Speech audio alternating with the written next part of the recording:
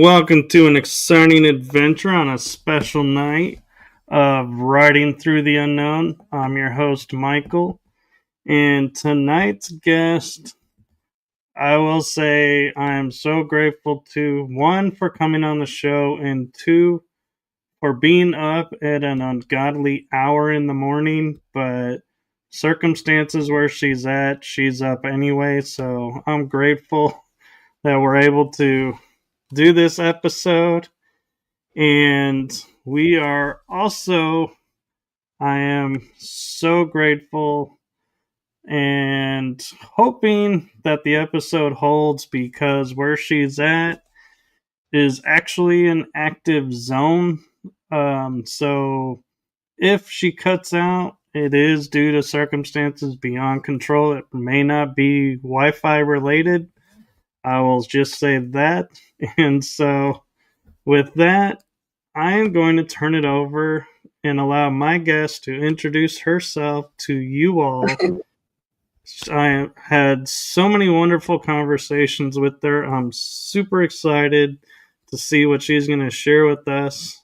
So I'm going to turn it over to the one, the only UFO extraordinaire, Poly Rottermann.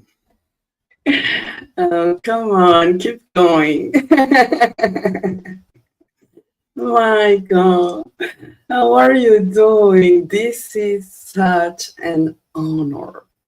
How are you doing? Thank you so much for the invite. I'm so happy. I am doing well. Had a little issue this morning, but so far so good, and so I'm hoping it's done and over with and don't have to worry about it for 2 weeks like other people that I know. And so hoping, fingers crossed, the body responds quickly like usual. But how are you doing? Okay. I'm okay, I pray for better times, but I guess every day we wake up and see the sun again, it's a blessing. So I'm okay. My boy, it's okay. My family, it's okay. And I guess we are okay. We are alive. So that's everything, I guess. That is. So why don't you share with the audience a little bit about yourself? Oh my God. Well, I was born in Bogota, Colombia, year 76. I am the eldest of 4 sisters. And well, I kind of had a regular childhood, But I guess since I was a little child, my empathy was something very strong on me, not only with people and children, but I guess I was feeling paranormal things, So, kind of, when you go to sleep and you feel things touching your legs or your body and you don't understand, like, you don't have cats or dogs in your house, but something is kind of touching your body and you don't understand what is going on. And I used to have like these flying dreams where I really could see myself like jumping and flying, and feeling, like when you are in the plane, suddenly the plane jumps and you feel in your belly this, hole.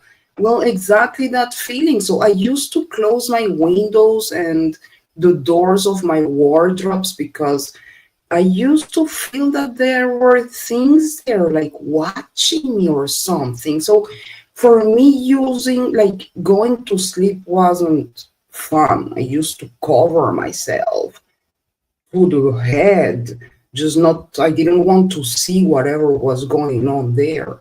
And so there was this time, I remember we were really, I was really small. My sister was sleeping in front of me. And me too. But when I was sleeping, I felt suddenly like this strong feeling that I need to wake up, wake up, wake up. So I remember I woke up and I sat on my bed and I could see the room and my sister sleeping in her bed in front of me. But I could see this huge spider, like a huge tarantula, the size of a beetle car, um, kind of grabbing my sister and trying to take her out, like from the window. And so I was in shock and pinching myself, but I am awake. I am aware of the situation. I can see my sister, and I want to scream, but my voice just don't come out. It's like I am physically paralyzed. I think that's the first time I felt for the first time that paralyzed feeling when you are aware of your environment somehow. And it's really anguishing because, I wanted to scream like that, but I could not. And so in a second, everything suddenly disappears. And I am just there, kind of lost and trying to understand what happened. I covered myself and I went to sleep again. So I didn't know even how to talk with my parents about this. What could I say?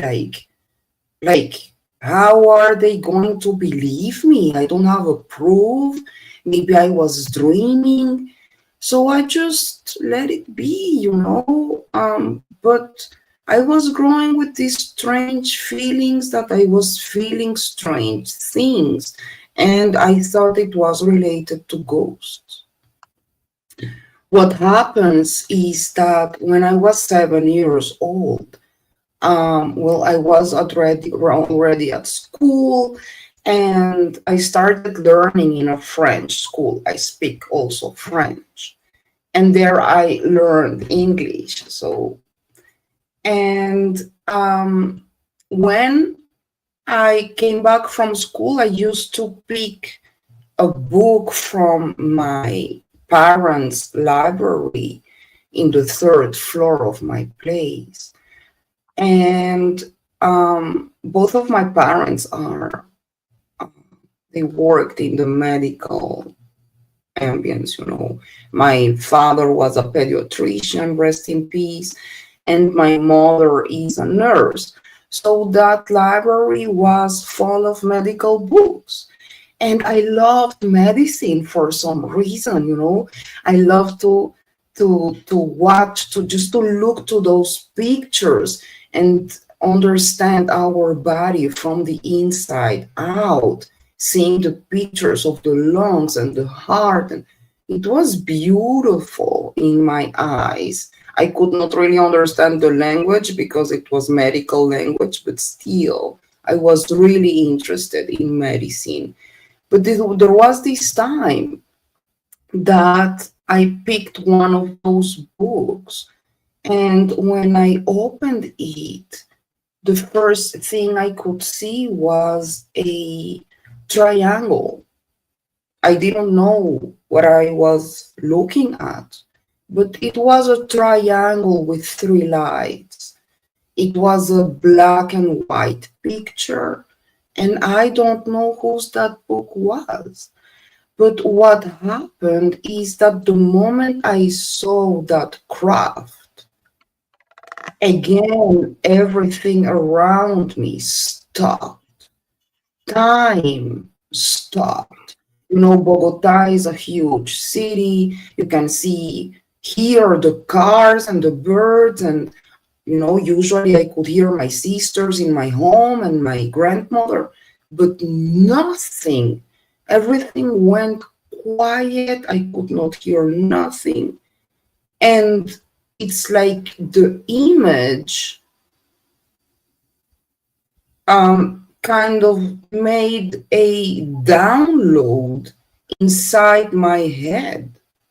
So if you imagine a computer running numbers, numbers and numbers and numbers and numbers, I was seeing green numbers running through my brain, series of zeros, threes, ones, and fives. And it was like crazy, I could not understand what was going on. But those numbers were translated in my head like images. So I suddenly could see that craft in the book hovering outside planet Earth. And I guess that's the first time I got a telepathic message somehow. Because what I felt inside my head was a simple message for this little 7 years old girl.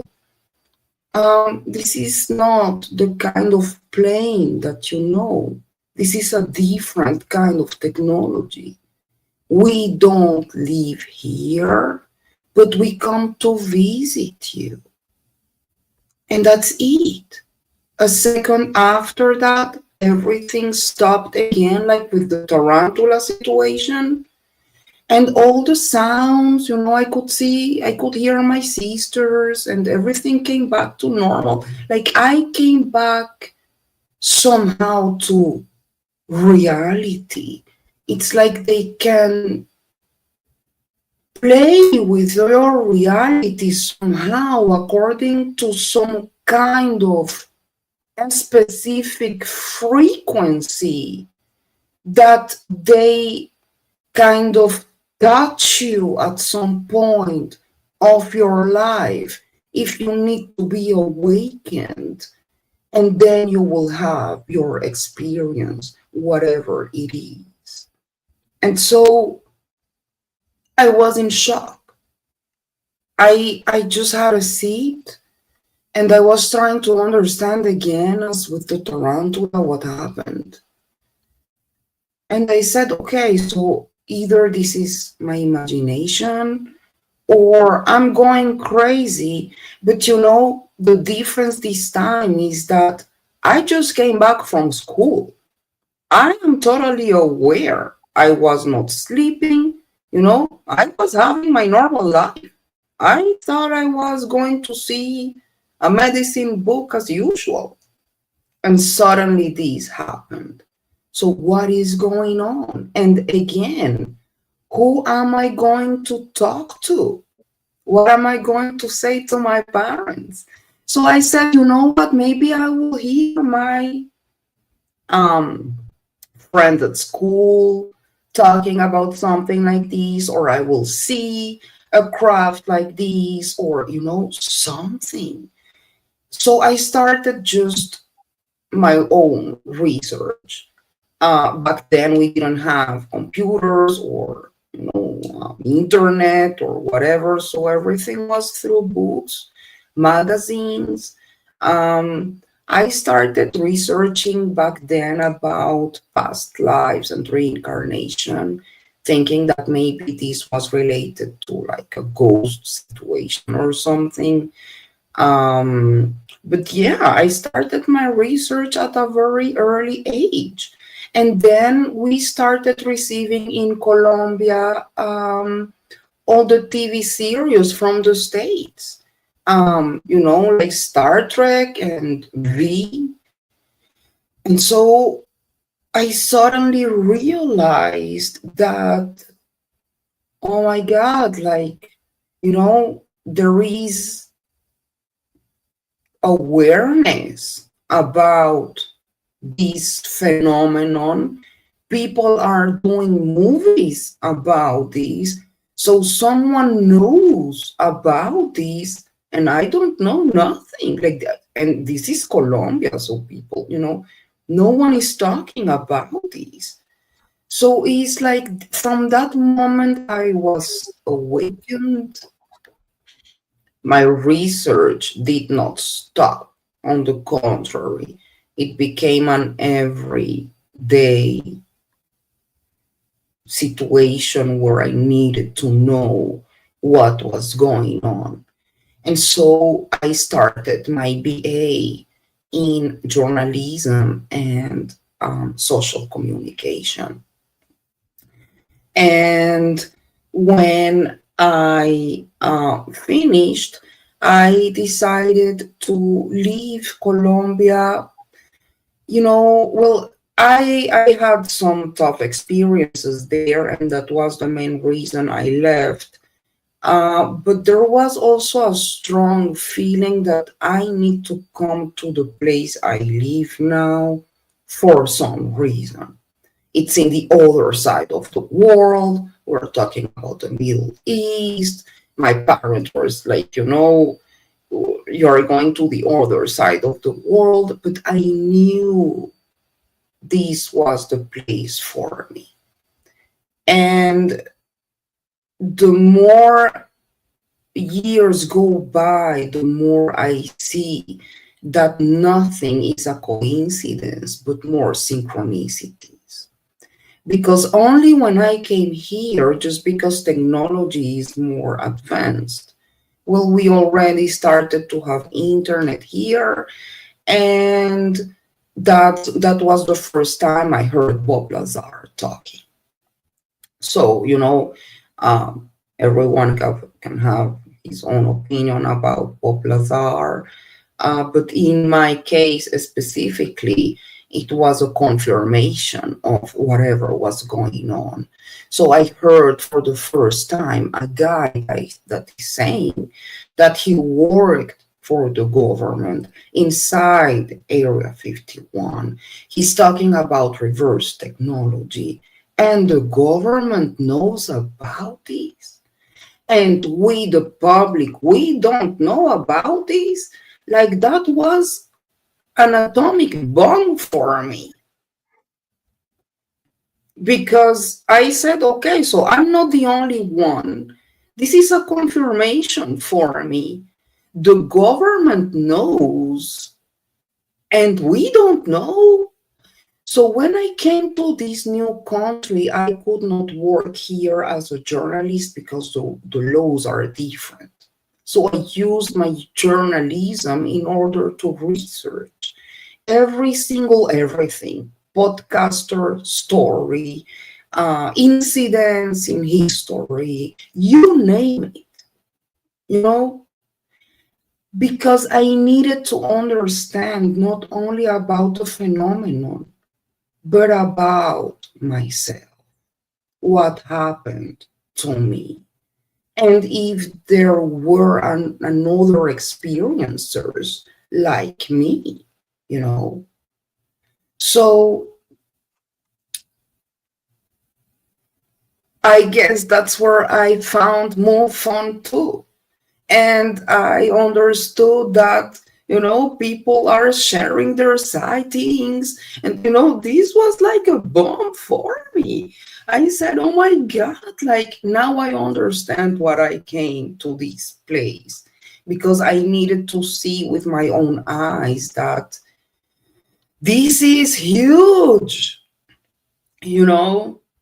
And so during all this process, coming to this new country, learning a new language, my fourth language by this time, suddenly in the middle of my life, 2006, I'm having pretty bad headaches. I had headaches like for 4 years, 24/7. And there was this day that I almost fainted. When I went to hospital in the ER after an MRI, the doctors told me that I needed to go as soon as possible, like in the next 24 hours, through a brain surgery, because I was about to lose my left eye, and they found 2 cysts inside my brain. So if you see my left side of the head, you see I have here a cyst that is the size of a tennis ball. She's still there and she's fine, but Why am I telling this story? Because they found another cyst in the pituitary gland. The pituitary gland, for those that don't know, is between your two eyes. Here, like, between your two eyes inside your brain. The third eye. And during that surgery, when they tried to extract the cyst from the nose, the whole thing exploded. But what happened? The doctor came afterwards and told me that during the surgery, when they got to that cyst in the pituitary gland, he saw what looked like a little cube, something like now I guess it might have been an implant with a cube shape. It was so tiny that this they could not see this in the MRIs, but um, what he explained is that when he tried to take the cyst with that thing that he found inside from my nose, the whole thing exploded. And so they saved my life on the spot, because the fluids from my brain were just flowing out from my nose and I was about to die. So now that I think about it, I think maybe it could have been an implant. And maybe it was kind of, it auto-destroyed itself somehow when they tried to take it out. So I don't have it. I have, of course, all the MRIs, scanners, but you don't see the implant, and I don't have it. I didn't know back then that this could be related or not, so I just continued with my life. Thanks God, everything is okay now, and I feel much better. But what happened is that in 2013, I wanted to get pregnant. And my boy, now he's a 10 years old, beautiful, amazing gentleman boy. I'm in love. I brought him to this world through a sperm donor. And eventually everything was through IVF.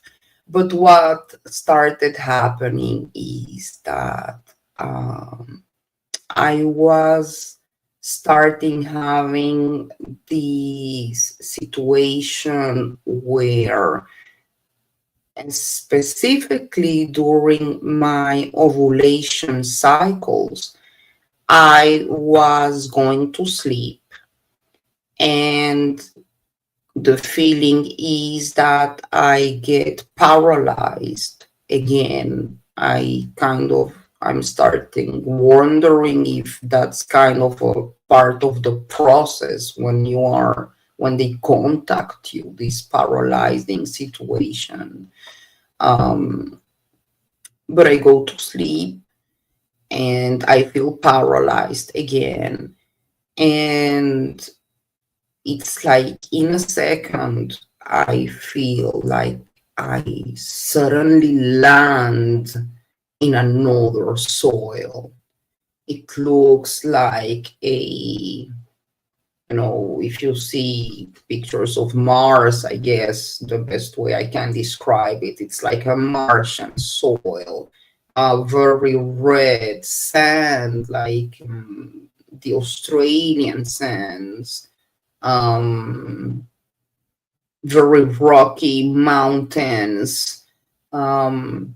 I don't feel cold or hot. It's a very nice situation, a little windy, but nice, but it doesn't look like planet Earth. you know.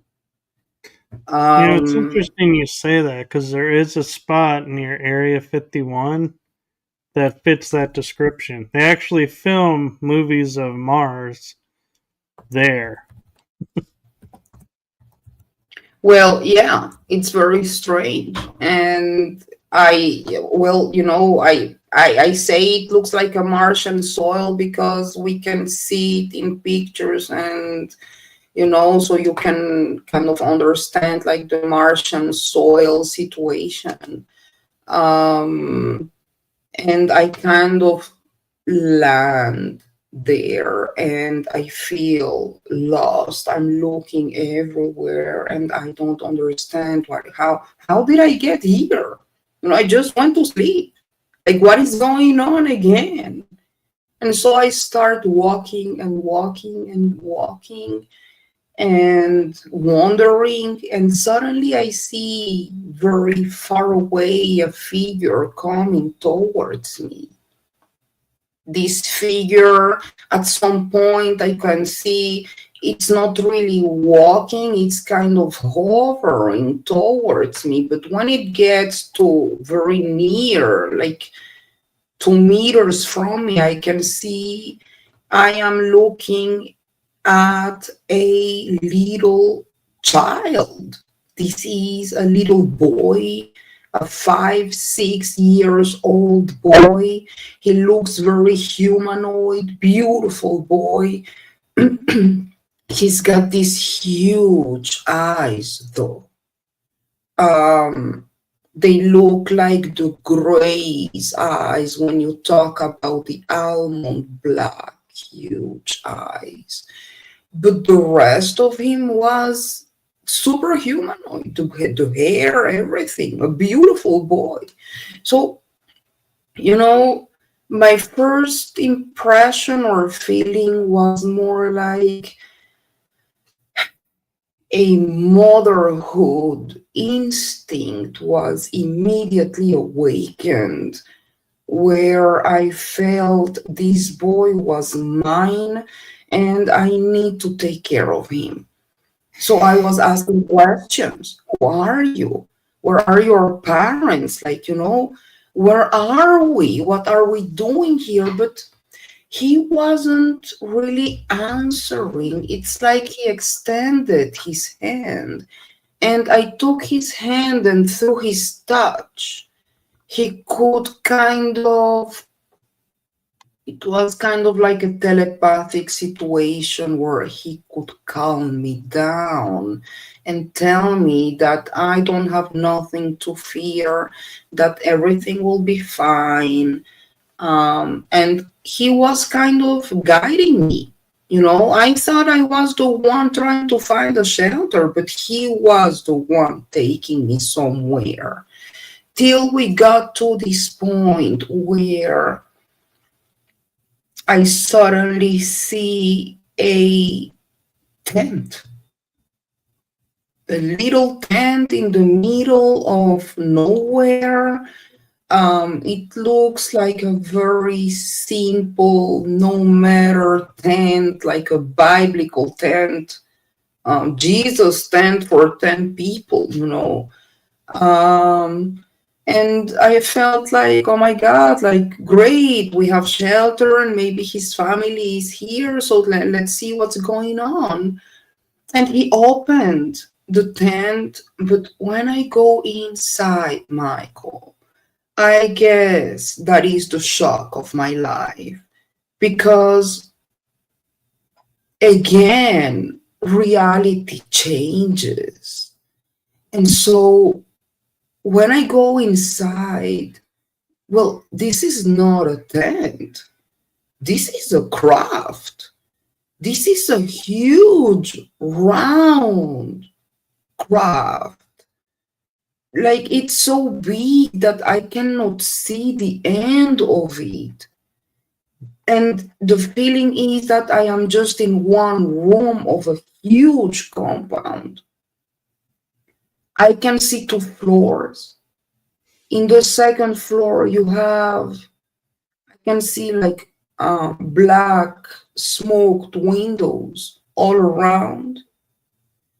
And the first floor looked crystal clean, sterile, like, I like impossible clean. I don't know how you clean something like that, but it looks like an ER place.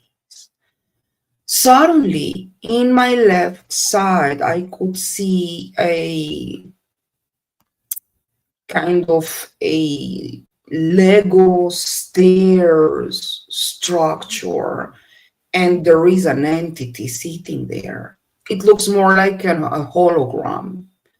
But this one tells me,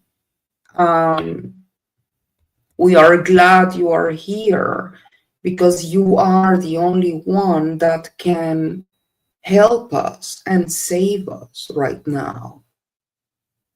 And so I said, like what? Like, who are you guys? What is going on? This was a tent. How am I here? Who is this boy? Like, I don't get it. And when I'm losing it again, the boy that picked me up in the desert, he takes my hand again. He counts me down again. And he raises his hand again. And now I can see the whole place. We are talking about an ER. I can see now about 50 beds.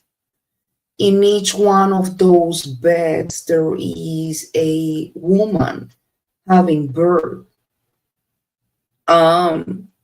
These women are in different stages of pregnancy.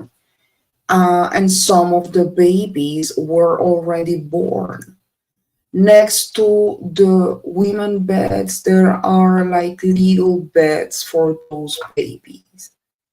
And suddenly I could see, in the middle of this craft, there is like this black, like this white, bright light coming from the middle. And I could see suddenly the praying mantis.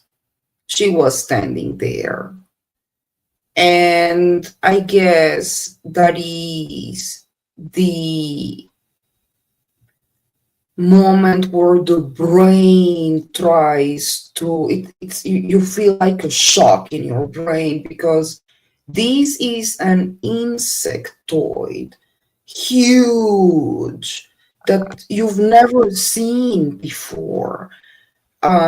The brain, it's kind of trying to understand what you are looking at, and it's a shock. But amazingly, I did not feel scared or threatened. On the contrary, when I looked into the mantis' eyes, she looked at me straight into my eyes with her beautiful eyes, and I could see the universe through her. It's like through her eyes I could see a profound knowledge about creation, the universe, DNA, evolution.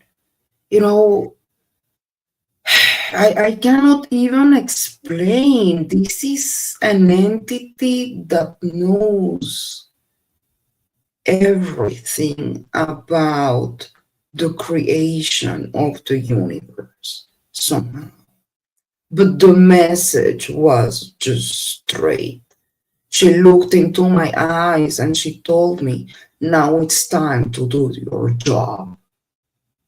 And so, for some reason, I immediately understood that I need to help all those women and baby with the knowledge that I have about medicine. I never studied medicine, but for some reason I was so attracted to it since I was a little girl. that I guess somehow I had the knowledge to help all those women and babies.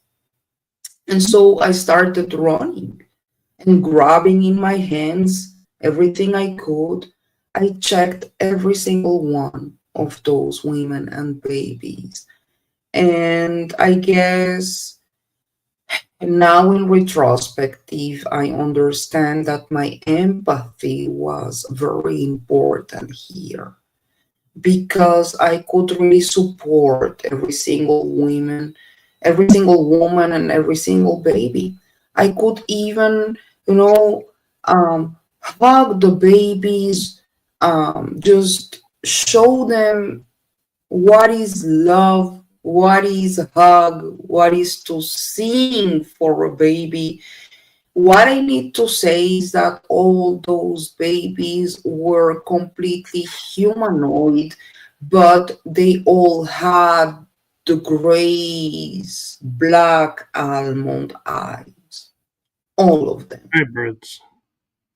Yes, that's my conclusion now after many years. Yes.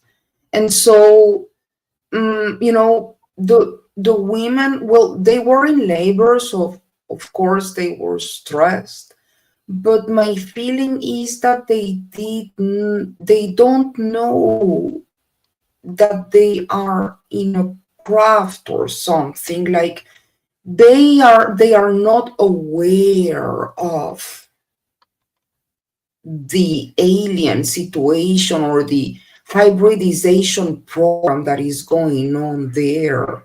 I don't know how they play with every single one of the realities, but including mine, because again, the desert, the tent, everything is, but somehow they can make it. And after I finish checking all the women and all the babies, and I feel I did my job, everything stops again in a second. And I go back to my bed, and I suddenly wake up. Like, I understand I went through this experience again. And I am trying to understand what happened and questioning again what's going on.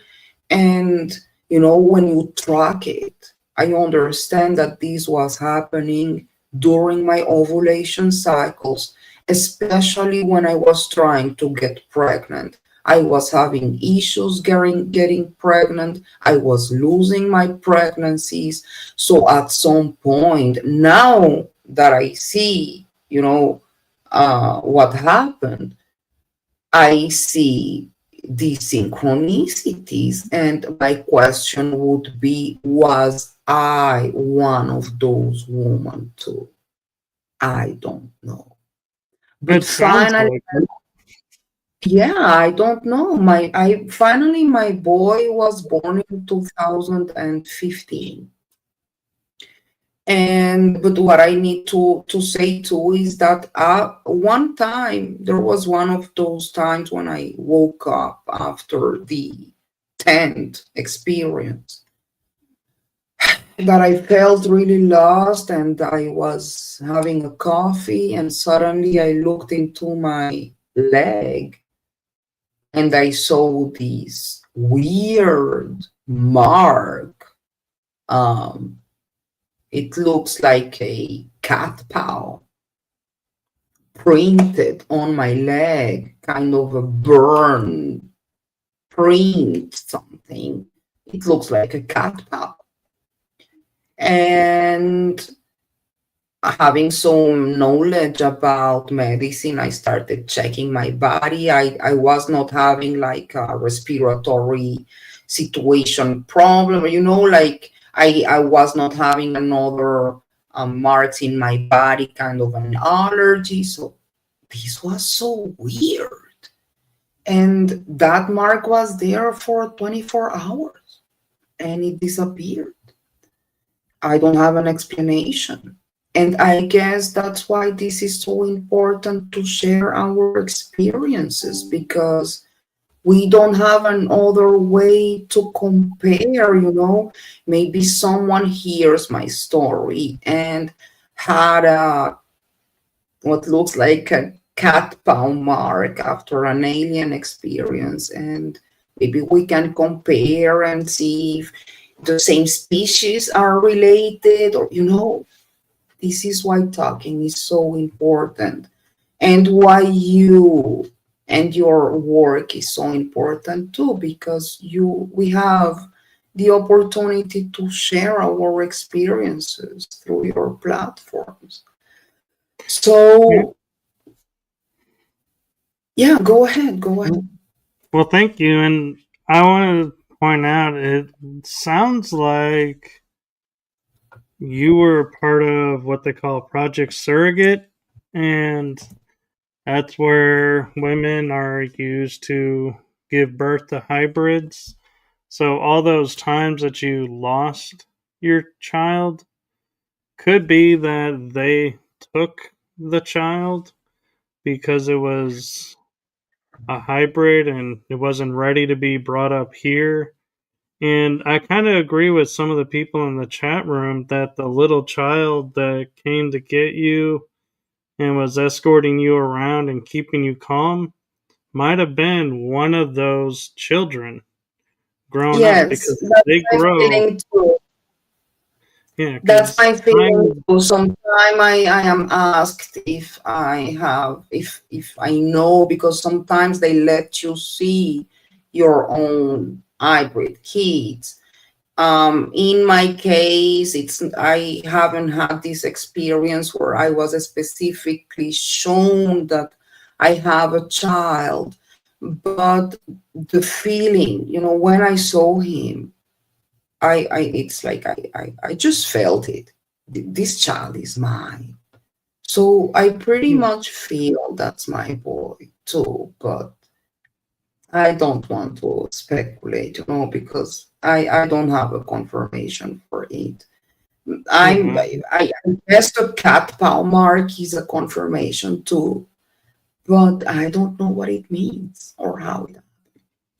So I I don't know. would say it's a way of validating for you the experience was real, because I have experiences where I know I'm being used for other races out in the universe. I'll wake up and like the back of my ear will have a spot where it's really dry and it's like different from all the rest of my ear. Yes, And I'm like, oh, they took me. This is my first thought. And so I feel like that's what they were doing for you, was because they were seeing you in your mind, like struggling, going, is this real? Is this not real? To show that mark so that you go, yes, this is real. You are who you think yes, you are, and you're not going insane, so to speak. exactly. I guess, that is why I truly would love the community to understand that we are all a little piece of this puzzle, and our experiences are very objective for each one of us and very subjective for the others, but we cannot pretend that our experience is the law, because Yeah. we all lived different experiences and we should respect the way each one of us felt that experience. Because, in my case, the mantis, I wasn't scared and I learned from her. But there are other experiencers that have had really tough experiences and post trauma, and this is real, and we shouldn't judge. We should respect and love and support each other, and especially respect our experiences. So, you know, share and stay strong and know that sharing is a confirmation for all of us. And please be respectful, because we don't, the truth is that there, we are trying to understand there are no experts in this field. Till we don't sit with aliens, there are no experts. So there is no point of joking and judging. And, on the contrary, the message, the alien message, in my opinion, through what I feel, is stay humane, love each other, support each other. There is not another way. That's the beauty of the humankind. We are all different, with our different colors, with our different opinions, even with our different gods.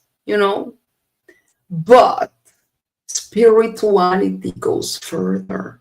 Religion is one thing. Spirituality goes further. Who are you as a human being? Your empathy, your love, and your support for each other. And that's how we should look at it. I'm thinking right now about Three Eye Atlas, and now it became like a battle between the ones that think it's alien and the ones that not. And so each one joke at each other. And I say, like, why are we always looking for division? We should look at Three Eye Atlas, alien or not, as something that we should think about the implications for humankind, and how are we going to deal with this together as earthlings, whether is alien or not. So stop all the dividing situation, and let's start thinking together to build the puzzle together. See? And what's interesting is I have a lot of friends who talk with other races out there and have different experiences, and the one common thread you actually hit the nail on the head with is a lot of them have ascended and have gone into new paths that we are yet to master, but we have mastered something that they have forgotten, and that is the emotions. We Yeah. feel in ways they can't, and so they have to come here to study us to learn how to Yes. feel again. Yes. True. That's my feeling too. There is something so beautiful about the human experience on Earth, and the fact that we can feel, sadness and happiness, and every single feeling. It's so important, and for some reason it seems they lack of it, and so they need it for some reason, even for their hybrids. And so we should go back to love and support each other, I and agree. understand that we are trying to build a better world for our kids, for our children. So be an empath, love, support. It's not so hard, it's free, you know. Yeah, and we actually have a couple questions in the chat room. One that came up earlier was Monisha Moxley. I hope I'm pronouncing that right. She's asking your thoughts on she's curious if the boy had autism because She has 2 autistic sons and they communicate telepathically. Monisha, great to see you. Thank you for your question. Well, I don't know what boy you're talking about. If you're The talking one that about was my boy escorting you. in the Yeah. desert, no.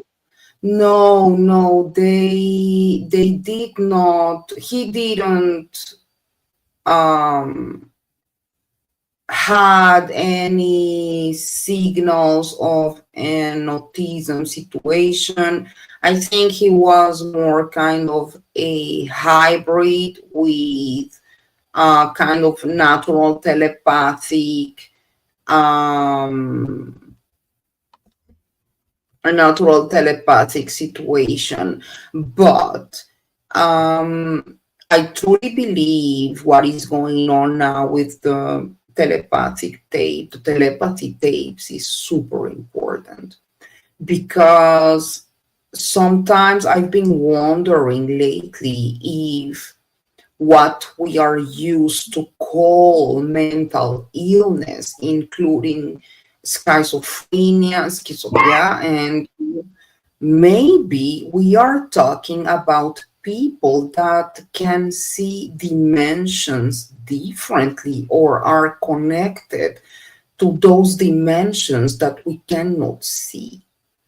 And so I wouldn't be surprised if people with autism can telepathically communicate. And it's beautiful. And it also shows us how much we don't know about our brain, because it's not trained.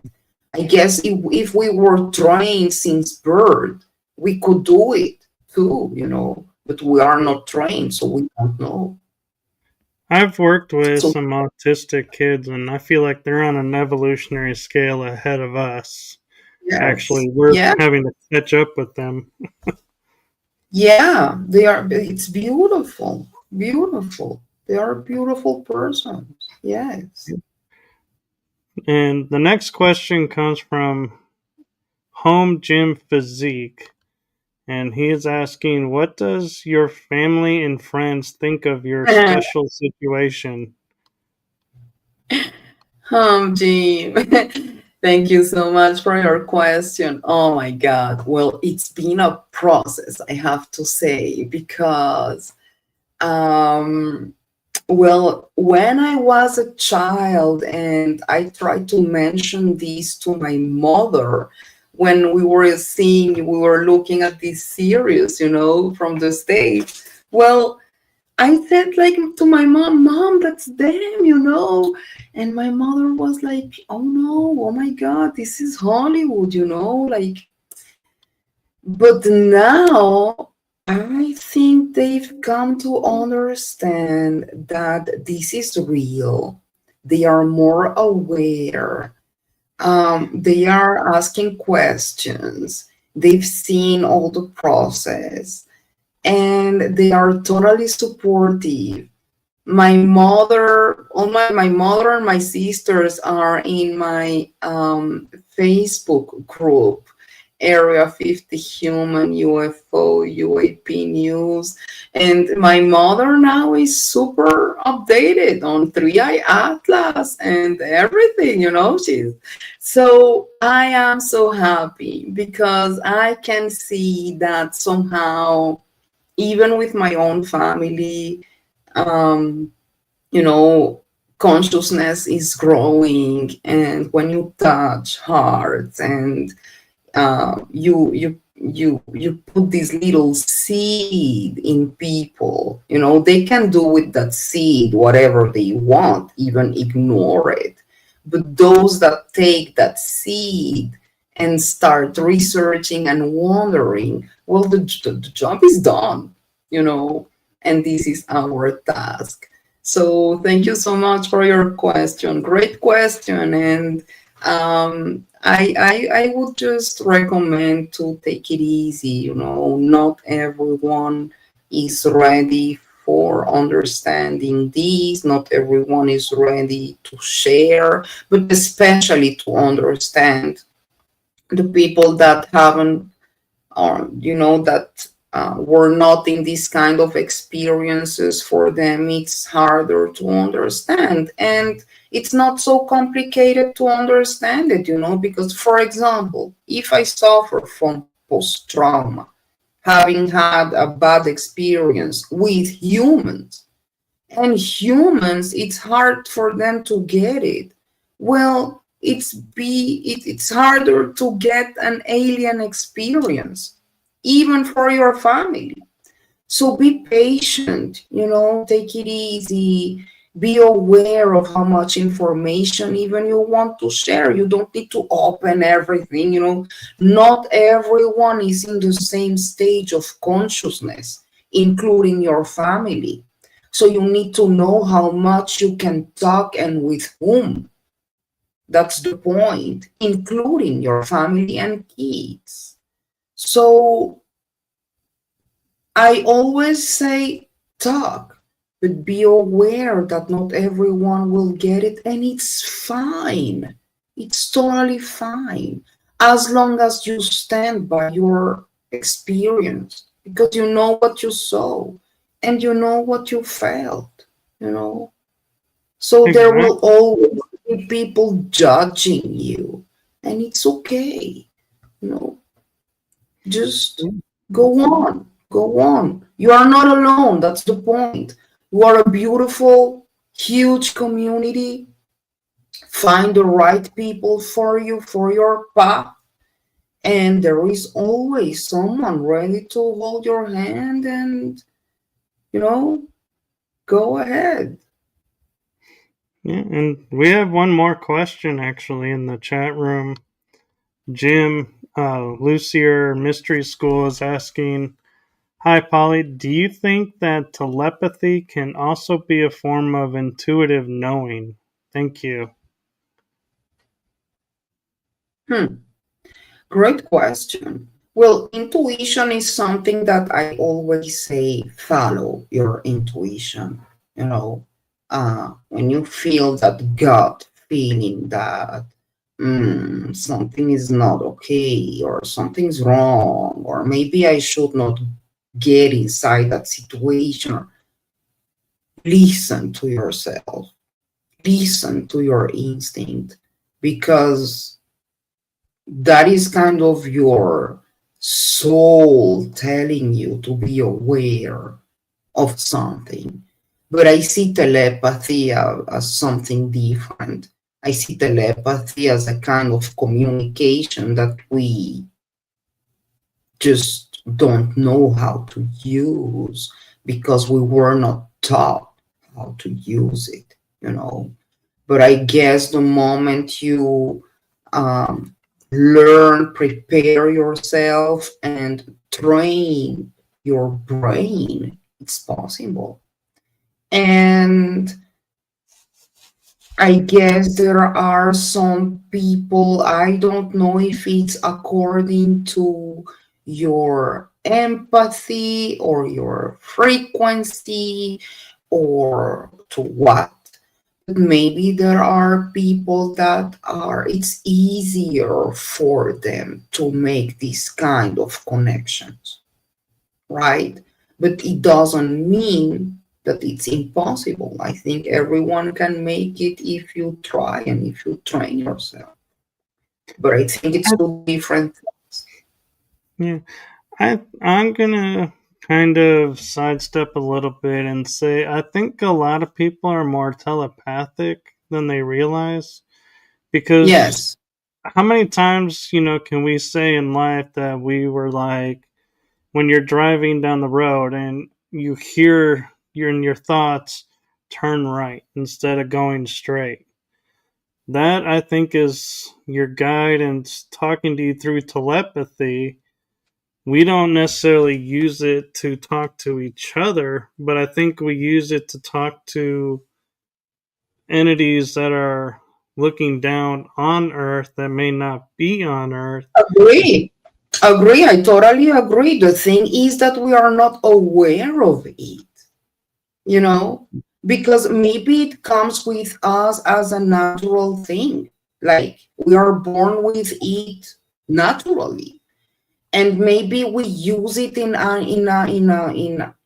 our everyday, even with our family, or when you feel like a relative is going to call, and and you feel the call and it suddenly happens. Well, I believe it happens every day. We are just not aware of it. And if we train our brains, and if we were more aware of it, well, we could use it in our everyday life as a regular thing, I guess. No. I agree, and we're actually at the hour mark, and because it's so early there, I want to respect that and your situation of what's going on around you. So I wanted to say, let's pick this up with another episode because I feel like there's so much more to talk about, and I feel like, we, in a more earlier time, maybe could communicate more and share more because it is early in the morning for you, and I know you say you don't sleep, but you have a lot of stress going on over there, so I want to make sure you take care of yourself. Oh, Michael, thank you so much. Yeah, I'm used to work with your hours, I guess. So I'm used to, it's my 5 a.m. right now. But I am in the other side of the world. But this was amazing, and it's really an honor. And I want to say thank you for your work and for the invite, and wish you good luck with your book. I am so proud of you. And the message for everyone is stay humane, love each other. Thank you so much for coming, joining, watching, and listening. Keep sharing. I love you all very much. And come and join me in Facebook, Area 50 Human, UFO UAP News in Facebook.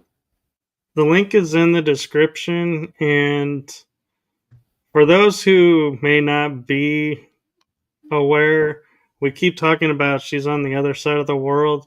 She's actually in Jerusalem right now, and so that's why I'm saying, with what's going on there, I want her to be able to get to safety if needs be, because they're not exactly in a safe zone right now, and so I don't want to tempt fate. But I also want to say, though, to you, Polly, from my heart and the heart of my show, thank you for what you're doing for humanity and for the Oh, other side.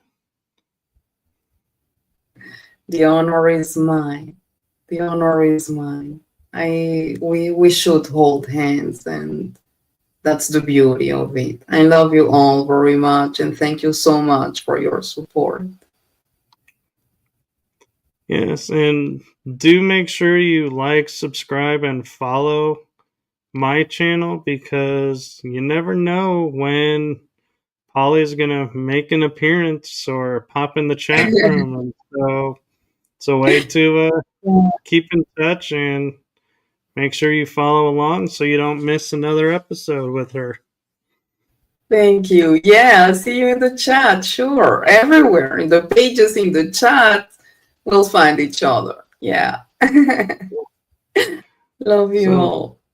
thank you for your time, and do be safe. Do take care of yourself, and my thoughts and prayers are with you and your family right now, and always, actually. You know that from our conversations. So I thank know. you, and have a wonderful day and weekend, actually. So blessings to you. Thank you. All my love. And with that, we are going to say goodnight, everyone. Ciao, ciao. Gracias.